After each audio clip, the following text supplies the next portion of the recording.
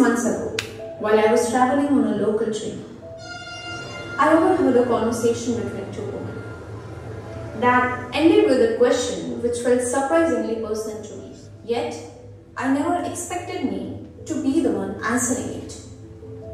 Were you able to arrange the money for your daughter's treatment? Yes, but it has cost us everything.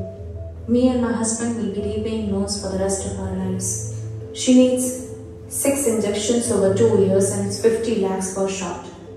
50 lakhs per shot? That's insane. Exactly, what is this? Do the makers even realize that their solution is even a big problem for people like us? Is anyone even working to bring the cost down?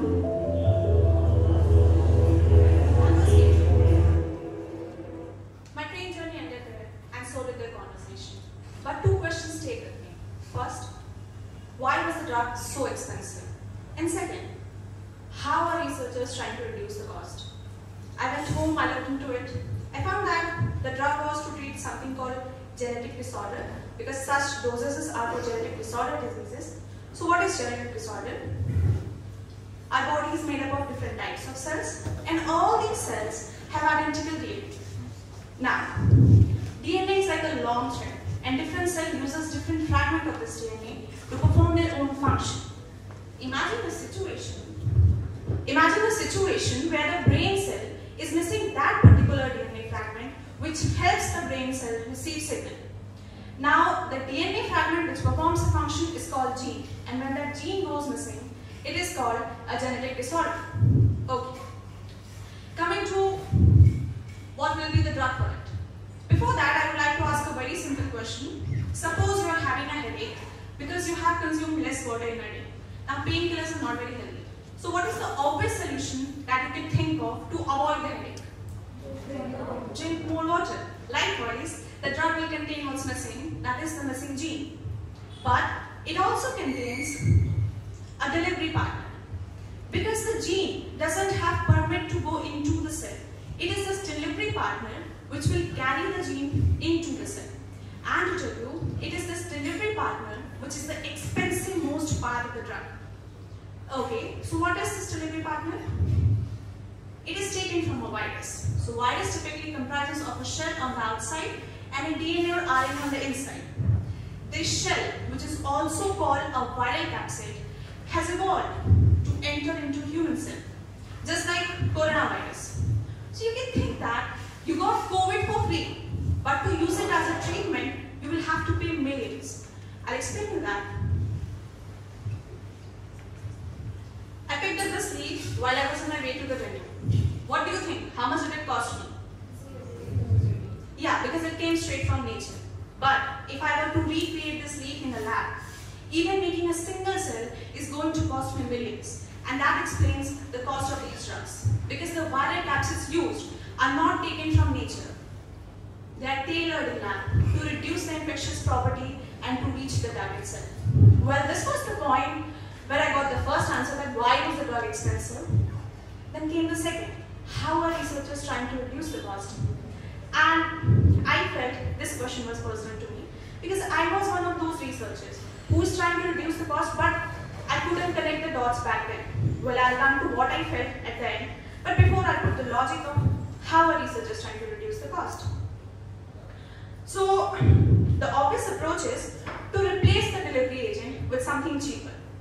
And for that, researchers have chosen gold. You can take your time to think that we are crazy. We choose gold to make it cheaper. Okay, so from the beginning I'm trying to find out who's wearing gold, but I ended up at Shabana. So if you are wearing gold, what is the color of that gold that you are wearing? Gold, eh? I also have gold, but it looks like this. These are gold nanoparticles. These are tiny inert gold particles. How tiny? That the solution must be containing millions of nanoparticles in it. Okay, so what happens is that when you take a bulk gold and you make nanoparticles out of it, most of the properties of gold changes. One of which is its appearance. So nanoparticles typically appear dark blue to wine red in color. Okay, but how are we going to use it as a barrier? Go back to the situation where the brain cell was missing the DNA fragment. nanoparticles are also not cell-permeable. So we have the problem. We have to make nanoparticles cell-permeable. Anyhow, for that I have a little demonstration for you. Don't mind the walking that I'll have to do over and over. Imagine this ball in my hand as one nanoparticle and me as the entire brain cell. To tell you, this is the exact relative size of a nanoparticle and a cell. Now I'm going to quote it with something called brain protein. The permeable word is quite big, so I have written brain protein. It is actually a brain permeable protein. I'll explain to you what that is.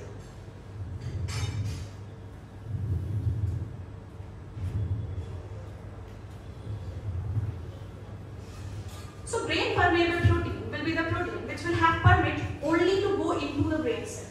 If I tell you that different cells in our body have different type of permeable protein, they have unique set of permeable proteins, and these proteins are selectively permeable into those cells. In fact, these proteins help these cells perform their normal function. So if I coat it with a brain permeable protein, this nanoparticle will selectively go and accumulate in the brain cell. Now why proteins? Because proteins give you freedom, functionality to coat not only DNA but any other drug molecule. So if these tiny colored balls are my DNA or drug molecule, I can simply coat the DNA and drug on this. To tell you, this is the exact relative size of a DNA, protein, nanoparticle and a cell. Since I am a researcher and from the beginning I am trained to give schematic of whatever I say, I have prepared a little schematic for you. These are nanoparticles, proteins and genes. Now this simple solution comes with two big hurdles. First, one has to identify the right protein for every cell type. And second, you have to make the protein nanoparticle interaction stronger, because this drug is going to be administered through blood, and blood flows with really high pressure and it's very crowded. So we have to make sure that the interaction between protein and nanoparticle is strong enough to withstand the pressure. My lab works on the second problem. We try to immobilize these proteins on nanoparticles. And how do we do that?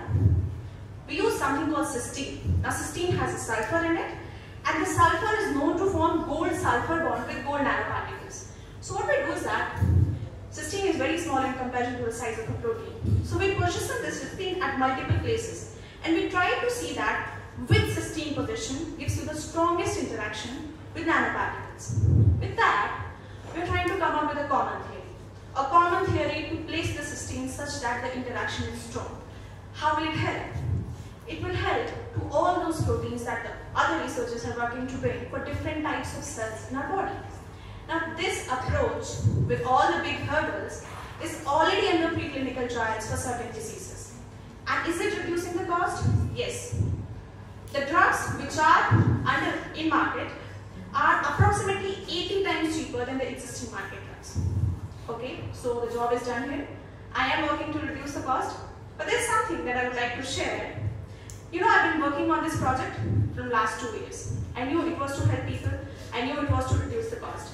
But the train incident, which is just 6 months old, made me realize how my motivation lacked a face. I know research is not a first-time work where you get to meet people for whom you're working. But if you can, what is wrong with that? Why can you never imagine walking up to that woman and trying to tell in simple words, like I'm telling here, of how are we trying to help? So, I'm close to the end of my talk, and I will end it with 2 simple points. First, after the train incident, I truly believe that gravity of many situations which require solution from scientific communities cannot be judged by scientists by simply staying up to date with articles and issues in terms of reading it. Okay, science should be a two-way communication between people who are bringing new science and technology and people who are eventually going to use it. And the second point I have is that, you know, I have many people who talk about this science platform, like this wonderful platform Euraxess, where I'm getting to talk about my work in front of general audience about what I do and how I do. So I would like to tell you that it would be really, really great to also have platforms where general people can talk to scientific communities about what they want us to do and how they want us to do. With this, thank you.